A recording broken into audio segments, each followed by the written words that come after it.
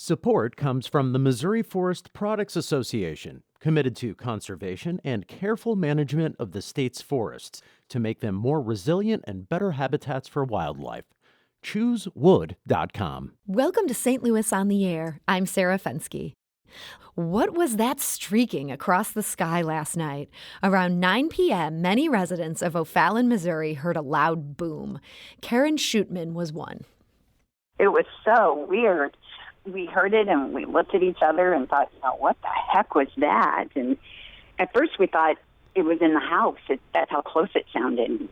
We started looking, did something fall off the deck? So Mario went outside and looked around and we couldn't find anything. And then we thought, natural gas explosion maybe, or was that an earthquake? Remember we had an earthquake in this area a few years ago. It was just really strange. Moments after that boom, across the metro area, a bright light seemed to fall from space almost into our backyard. People from Nebraska to Illinois got a glimpse, but nowhere did it seem to burn as bright as in St. Louis. Joining us by phone today to explain the science behind this magical event is Will Snyder. He's the manager of the James S. McDonnell Planetarium at the St. Louis Science Center. Will, welcome to the show. Thank you so much, Sarah. It's great to be here. So what exactly did we see last night in the sky? Oh, boy. Well, you've probably heard a lot of different words flying around. Certainly meteor. People say fireball. That sounds really exciting. And if you want to get technical, it's called a bolide meteor, which basically just means it's a larger than average meteor that can put on that cool light display that everyone's been talking about. And what is a meteor? Not to be too stupid here, but is this a shooting star? Or that's not what it is at all? Well, many people call meteors a shooting star. And that's, when you wish upon a shooting star or anything like that. We're all talking about the same thing. But what really a shooting star or a meteor is? Well, number one, it's not a star at all. But really what it is actually almost uninteresting. We're talking little tiny pieces of rock or debris, maybe even as small as a piece of dust that burn up and get superheated in the Earth's atmosphere as we move through space. So what causes it to have the kind of exciting effect that we saw last night? Is this these pieces of rocks and dust, something happens to them, or? Yes, absolutely. And in this case, what we got to see was a little extra special. Most shooting stars or meteor are, those faint streaks of light that we think of overhead. When we talk about a fireball or a bolide, the reason it puts on an extra special show is we're talking something a bit larger. Now, not a huge rock or a big boulder or anything, but maybe, pebble size, a little bit larger, small chunk of debris that is, since it's a little larger, it gets superheated in the atmosphere and can put on that large streak and even get to have that sonic boom that we got to hear, too. So what causes that boom? Is that just part of the movement through space?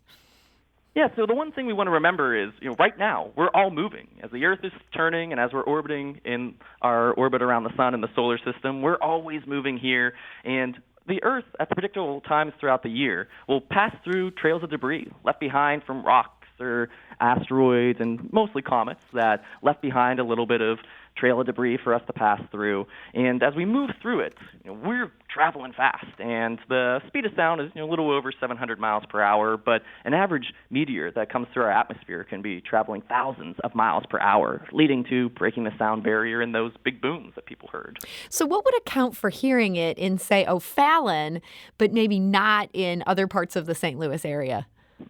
A lot of different things can come into play. We definitely had some weather going on yesterday, as we're all aware, and atmospheric conditions really do play into how far that boom will travel. Just recently, I've seen within the last hour or two, they've put out the track of the meteor, pretty much, what direction it was traveling as it passed over North St. Louis. And how close you were to that actual path would have made a big difference in terms of how loud that boom would have been or if you heard it at all. Okay. Now, I saw some people this morning talking about going out to look for a crater. Do we ever see a point of impact from meteors like this, or bolides, as the scientific term seems to be? Now, you would need a big meteor for that to happen to us. And once it would make it to the Earth, we would officially call it a meteorite at this point. As far as I'm aware, I haven't heard any confirmed sightings of, say, a crater or even just small fragments, which is much more likely what it would be.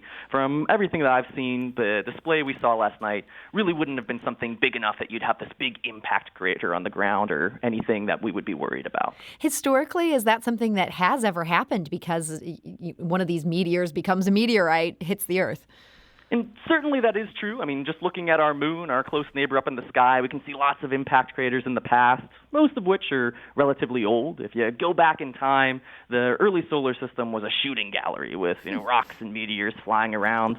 Thankfully for us as humans, things have calmed down, but even relatively recently, if you go back to the turn of the 20th century, there was something called the Tunguska event that happened over Siberia and Russia, and it was a relatively large meteor, maybe some people think a comet, that exploded over the tundra, flattening trees in all directions. And the reason I bring that up today is many people actually attribute that to the Taurid meteor shower, which peaked last night and very likely was the cause of that fireball that we've been talking about. Wow. So we're, I guess, fortunate we didn't end up with a result like they got in Siberia. We don't need any giant craters in St. Louis. Certainly we don't, but the one thing to remember is, people are excited about this, and it is something to feel good about. While there is that off chance of some, big meteorite in the future, we've gotten really good at tracking asteroids and other things, and certainly there wasn't a big threat of that with this. Now, it seems like we had more good angles on this one than ever before, and I feel like it's partly because of all these surveillance cameras that people have on their porches. It felt like within minutes, dozens of people had retrieved clear footage of this. These were not people who ran outside with their cell phones. They just had stationary cameras out there. Is that kind of data changing our understanding of these events, or have people like you always known what these things look like as they're flying across the sky? Oh, you bring up a great point, and it absolutely is changing our understanding and certainly awareness, because not only do we have this footage, but we can share it practically instantly. Last night, different videos were going viral, and when I mentioned that Tunguska incident, roughly 100 years ago, we still have many questions about it. What exactly it was, because not only did we not have cameras, but it was over Siberia. There weren't many people to see it anyway. But over the last, 10, 15 years, with dashboard cameras on cars, with the surveillance cameras that people use at their front doors now, we've been able to catch those, fireballs and shooting stars that might have gone unseen in years before. Now, I understand we're going to have another unique opportunity coming up here real soon, where if people were interested in what they saw last night, they might be really awed by what's going to happen in a couple weeks. Tell us about that. Oh, absolutely. And this is a great opportunity where if you're excited about watching these videos, we've got something really cool coming up on the evening of November 21st, and it's pretty rare in its own right. It's the relatively unheard of Taurid meteor shower, which is a mouthful. But if you know the constellation Orion the Hunter, he'll be rising in the east in the early evening, and right in that same area along the eastern horizon, there's a chance that we're going to see a meteor storm. So if you've heard of meteor showers, this is sort of an outburst with lots of shooting stars. And it's not going to last for long, but sometime between roughly 10:30 and 11 o'clock on the evening of the 21st, it's possible we're estimating maybe even seeing upwards of 400 meteors per hour, which is quite intense. Wow. So if people want to go out and take a look at this, they should just go to their backyards. We think it's going to be November 21st around 10:30 p.m. Exactly. And meteor showers, and everyone to go see them, it's a waiting game, and you want to have luck on your side. But on our side for the 21st is the moon shouldn't be too bright or an issue for us. And if you just sort of make yourself comfortable, hopefully it will be a little warmer than it was yesterday, and you'll get a chance of seeing some neat light shows in the sky. Will Snyder of the McDonnell Planetarium, thank you so much for joining us today. Thank you, Sarah. It's been fun. This is St. Louis on the Air on St. Louis Public Radio, 90.7 KWMU.